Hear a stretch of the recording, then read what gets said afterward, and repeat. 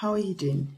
My name is Kiki, and welcome to my teaching series on parenting teenage boys. Since the beginning of the month of May, we've been talking about building a sense of responsibility in our teenage boys. And I was talking to somebody this morning, and I can't remember what she said, and I said, "Oh, that's on me." And she was like, "Oh no." I said, "Well, I did that, even though you think you made me do that. But the truth of the matter is, I take responsibilities for my actions." And this is because so many years ago, I don't know if I've mentioned this before, but so many years ago, my pastor, Pastor Sam Adeyemi, once said during a teaching that an irresponsible man puts the responsibility of his life on another. And he was talking about blaming and why we do things. And that made me thought, again, if we don't teach our teenagers, if we don't teach our children how to be responsible, then they would find issues. So we need to be conscious of helping them build a sense of responsibility so that when they become adults, they don't have issues, being responsible for themselves and their actions.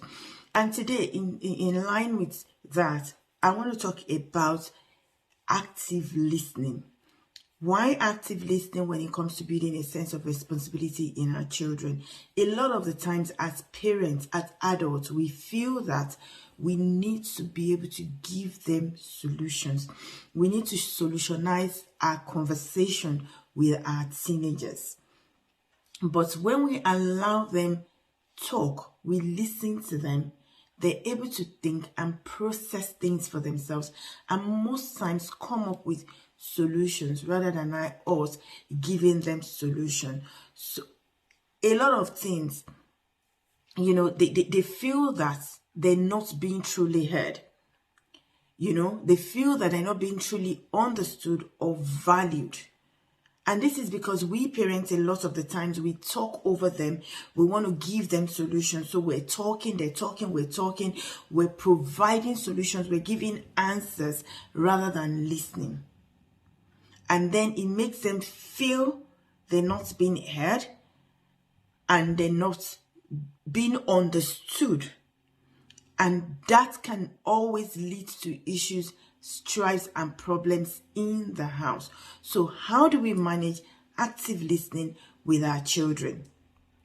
Active listening is basically allowing them to talk and showing your interest and then summarizing what you've heard back to them. Allow them talk, show your interest, show that you're present, and then summarize what you've heard back to them to validate what you think you have heard. The problems with adolescents, and because of all the things that are going on in their lives as adolescents, they have issues trying to verbalize or explain how they feel. And but again, inside of them, they want to open up to us. But when we don't listen, we don't consciously listen to them, it becomes an issue for them to open up to us. And that's when we're wondering, when they want to talk to you. I used to get this a lot from my boys. It's fine. It's fine. It's nothing. And then you're wondering, but it's obvious it's not fine. It is because at some point they felt, even if they want to express how they feel, mom would not listen, or mom would probably not listen. So I had to begin to train myself to listen to them and not jumping to what they say. Because a lot of the times when they say it's fine, because they want to deliberately shut you out, they put up stubborn acts.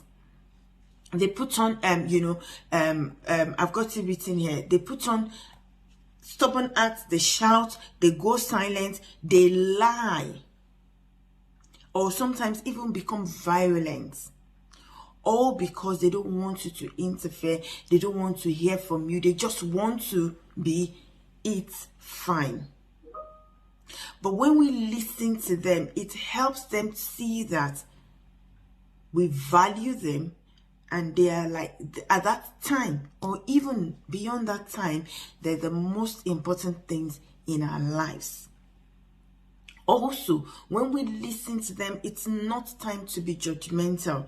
I read, I say it a lot. I've got 2 boys, and one of my boys loves to go out a lot. So he wants to go out, and I'm like, when will you come back? And he says the time, and I'm like, oh, you want to, instead of saying you want to come back that late, it is you want to come back at 10 p.m. I'd rather you come back earlier.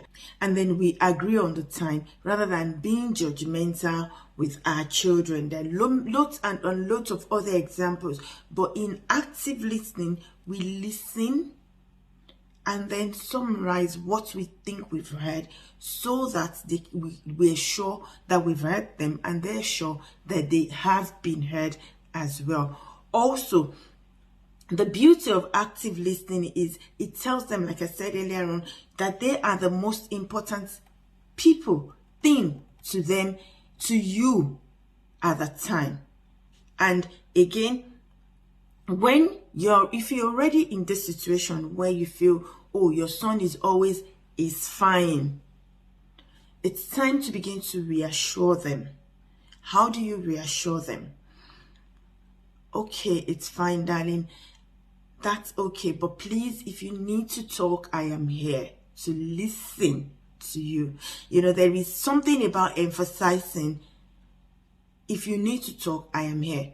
We leave it there at sometimes, but actually I found out that saying, if you need to talk, I am here to listen to you, it's very, very good.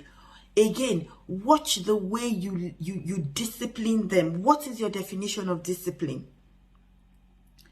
When they make mistakes, how do you respond to their mistakes? Yes. Is it or shouting, yelling? How do you respond to them? So watch the way you discipline them. And then when they come back to you, remember you said, when you're ready to talk, I am here to listen to you. When they come back to you, make sure you listen to them uninterruptedly. Your body language shows that you are there and present. And then summarize what you've heard and then let them validate it. And then at the end of it, the most important bits, ask them how they want you to help. What can I do to help? A lot of the times when I ask my children, what can I do to help? All they need is just the hug. And I just sit on their bed and we hug each other, or wherever we are. If they're on my bed, I love to talk on bed. So they come on my bed or I go on their bed and we just sit down there and hug each other. Sometimes if they need you, they would ask you, what do you think I should do? What do you think the problem is? Do you think this? Do you think that? And then you talk and brainstorm together, not you dishing out the instructions, because they're adolescents, they're teenagers, and they're beginning to find themselves. I hope this has helped, and I look forward to being with you again next week.